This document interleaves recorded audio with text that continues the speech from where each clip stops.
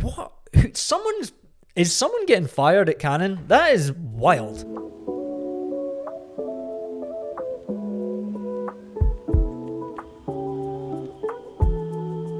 Today I'm going to talk about my first impressions of the Canon RF 24mm f1.4 L VCM lens, and I'm going to compare it with my existing EF 24mm f1.4 L version 2. I think it was released around 2007. I've enjoyed photographing with this over the past few years. I may still continue photographing with this because it is an excellent lens, but I wanted to give one of these new VCM lenses a shot before I really judge them based on what I see on the internet. Now, to be fair to Canon, I have always wanted a relatively small, relatively light, fast aperture prime lens that is not as big as their like 1.2 ones, like the 50 and the 85 are big lenses, but is not as small and sort of cheap feeling as their 1.8 STM silver ring lenses, because I wanted something weather sealed that I can kind of beat up on a wedding day and not worry about being caught in one of those Colorado summertime rainstorms, which always happen during wedding ceremonies. So I was quite happy to see that they released some L 1.4 fast, relatively small, light lenses. And I pretty much got exactly what I wanted here. However, it's definitely got some caveats, some pretty severe caveats. So let's go through some of these things and I will show you some comparison pictures between the two of these lenses, and you'll see what I mean by some caveats. So let's start with the size. It's not that big of a difference from an adapted EF 1.4. If you take the adapter off, the EF's a little bit shorter. It's a little bit fatter though, and the weight is distributed more to the front.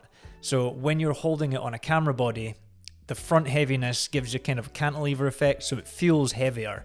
And this is slightly lighter, like 0.2 of a pound lighter for a start, but the weight is distributed more towards the back of the lens or middle or somewhere like that. So when it's actually on the camera, it feels a lot smaller and it feels quite a bit lighter as well, which is nice. The sharpness. This is one of the main things that Canon seem to have worked on doing. The old EF 24 1.4 is not known for being a super sharp lens. That being said, it is sharp enough, especially if you're around the center of the lens, the center of the image. Once you get into the corners and you're wide open at 1.4, you get quite a lot of softness, and if you're shooting stars or something like that, you get that chroma smearing. That seems to have been completely fixed on the new RF 24 1.4. It is corner to corner, really nice and sharp throughout the aperture range, even wide open at 1.4. So here's some actual examples of the sharpness in the pictures, and this is just my fence in my backyard. So this is the EF 1.4, and this is the RF 24 1.4, and you can see a significant jump in sharpness on the RF 24 1.4, and a slight softness on the EF version. And this is zoomed in to like 300%, so you would never really notice this if you just have things at 100%. Like, they both look quite sharp, but I still would say you can tell that the RF is much sharper. And I don't know how this will translate to the screen on YouTube because of compression, but from what I'm looking at, the RF is significantly sharper. Now, if we go into the corners, let's get it to 300 as well, and that's a wild difference. Like, this is still a nice sharp image on the right, and the EF has that very clear corner softness at f1.4. So for sharpness, RF 24 1.4 clearly is a winner for this one. And for this, everything was the same setting. Camera was on a tripod, same ISO, white balance, all the settings are the same. I just switched the lens out and took the same exact picture with the same exact focus point. I find the out of focus areas in the RF 24 1.4 to be quite pleasing. Surprisingly so for having such a sharp in focus area. The out of focus areas do look really good. I would probably give the edge to the EF 24 1.4. Maybe I can just throw some pictures up on the screen right now. So on the left is the EF image and on the right is the RF image. I just switched the lenses out and took pictures of them. I got them pretty much to their closest focus distance. And I think the EF has a slight edge in how the out of focus areas look, but the RF might be focused very slightly closer, and I think the bokeh is very comparable. It's got less yellow in it, which is interesting. This was all shot at the same settings, same white balance and everything, so it should be a pretty good comparison. All right, let's take a look at one more set of images, and this here is the VCM. Maybe it'll give you an idea of some colors. And this is the EF 24 1.4 with this little truck down in the bottom of the frame. It's still pretty sharp. It looks good. The RF one is clearly sharper, but like there's nothing wrong with the EF version. And then I think in this case you can see, particularly in this plant here, just a more pleasing, more blurry bokeh area, and in this one it's a little less, but it still looks good. Distortion on the Canon 24mm f1.4 VCM is mind-blowingly bad. I was absolutely stunned when I clicked off the profile corrections. Like, I wish I'd filmed my initial reaction, because I really didn't think it was going to be as bad as people were making it out to be online. Now, I don't know if this has happened because they're super focused on minimizing focus breathing for video and also making it a small and light form factor and retaining super sharpness across the frame at the same time. But if this is going to be the trend for Canon lenses going forward, I don't know if the internet's going to let them live this down. Or maybe people are just going to go crazy about it for a while and then they'll get used to it and accept that they need to leave profile corrections on, and that's just the way of the future. But either way, this current level of distortion in VCM glass, particularly the 24 1.4 and the 35 1.4, is earning Canon a really bad reputation. Even if in practice the VCM lenses are producing beautiful images and everything seems great otherwise. Alright, let's actually take a look at some images on the laptop here. I'm just back on this fence picture. This is the distortion correction off on the EF 24 1.4. A good amount of vignetting, which is well known. I find it relatively pleasing a lot of the time, but in some distortion correction you can see it there fixes things, but just a little tiny bit, not a ton. Now let's go 24 1.4 VCM and let's switch off the distortion corrections on this and see what it looks like. Disgusting! No! That is fucking wild. Look at how distorted that is. That's absolutely insane amounts of distortion on that. It looks like a fisheye lens. Is someone getting fired at Canon? That is wild. But a bunch of engineers must have decided that that was what was required to keep the whole image across the frame nice and sharp and minimize focus breathing, and this is the trade-off that they decided to make, is a crazy amount of distortion. You lose the top of the fence, you lose all the way to here. Yeah, you lose all of this here, all of those pixels there.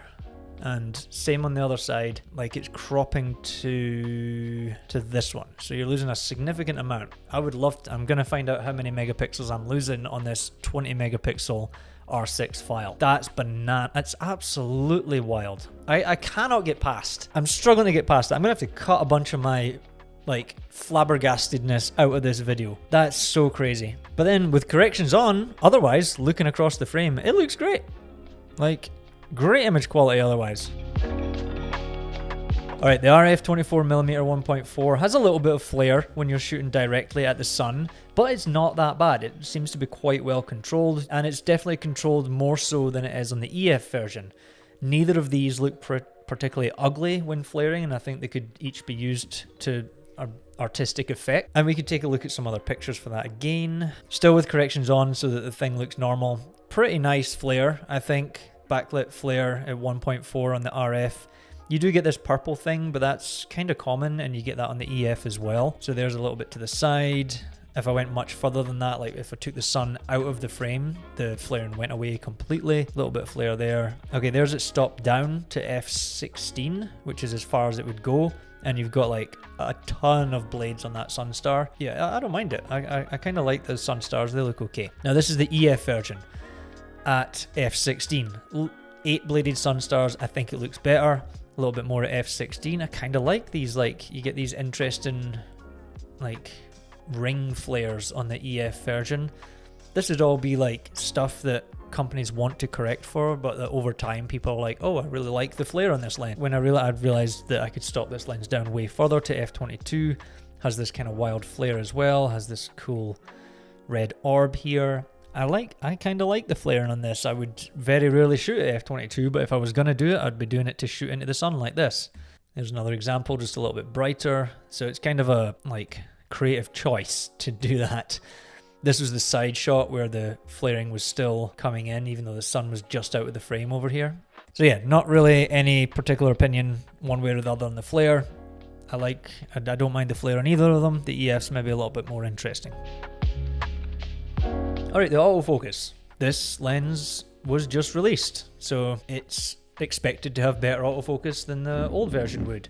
The old version has good autofocus though. It's super fast, especially on a modern mirrorless Canon camera, and I haven't had any problems with the autofocus on this at all. That being said, I think this is going to be much faster, and it is definitely completely silent. And yeah, I don't really have much else to say. The AF is solid. It's going to be just fine. For video, not much of a video person, but I think it will be excellent as well, and it's not going to have that focus breathing thing that might be a massive issue for a lot of people, particularly if you're hybrid shooters, which I think is what this is actually aimed at. Optical image stabilization. This does not have image stabilization built into it. That will be a sticking point for a whole bunch of people, and Canon will probably get crucified on the internet for building a lens in 2024 that doesn't have image stabilization built into it. But I'll take the small size reduction and weight reduction that you get from that. I'm quite happy having no image stabilization in a lens. That being said, you will notice a rattle inside it, which seems like it might be the image stabilization thing, but it's not. It's a floating element, which is some sort of technological advancement thing, and I guess that's got something to do with the voice coil motor that they have built in there. So when it's off, it has this little sort of rattle. Some people are worried that that's going to affect longevity. I was worried about that with the R6. It was the first camera that I had with in-body image stabilization, but the R6 has been rock solid for me, and both of them have kept working well, so I think they probably built it with some sturdiness in mind.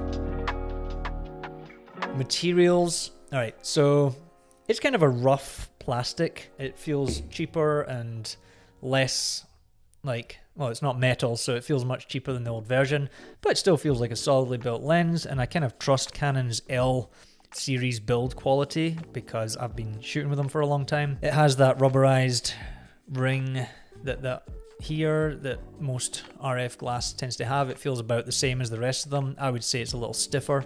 It has this clicky control ring at the front. I never use it except to fidget. So for that, I kind of like it. It's got the usual buttons, the AF, MF button.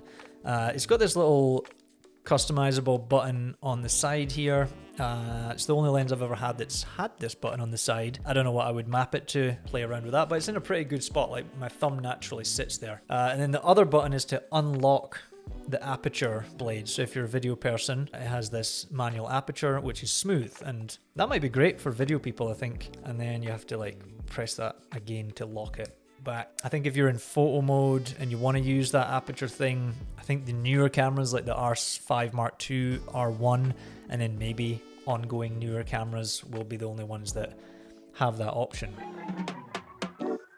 One last point that I haven't heard anyone talk about so far is that when I try and do a multiple exposure with this lens, it doesn't let me. It's grayed out.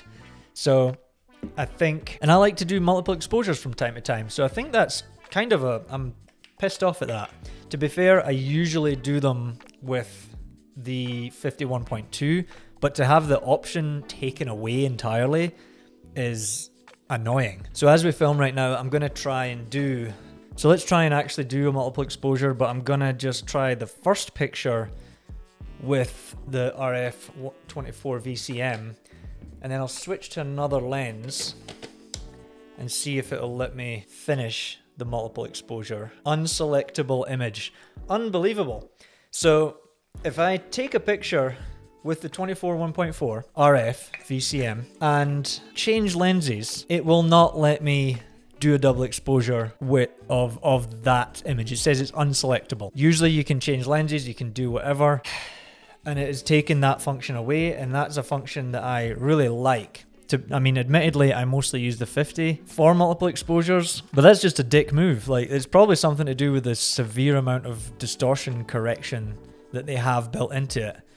And surely that's just a software issue that they're just, like, not letting you do the multiple exposures. Canon, I think, have been slowly crippling that functionality. I don't know what Canon are up to, but if they keep going down this kind of stupid road, everything's relying on software and you're limited within the software in other ways, then I don't see it being a good road for them. But at the same time, this lens is nice and small, it's light, it's weather sealed, it's going to be sturdy, it's super sharp corner to corner, and as long as you keep the corrections on, I think it's going to be fine. And before I make a full judgment, I know this video sounds pretty judgy, wow, this is getting really bright. Before I make a full judgment, I'll take this to a bunch of weddings, I'll shoot with it, and I'll report back in a few months exactly what my final thoughts are on it, and I'll either waste a whole bunch of money and then sell it, or I'll end up falling in love with it and keeping it. So we'll see.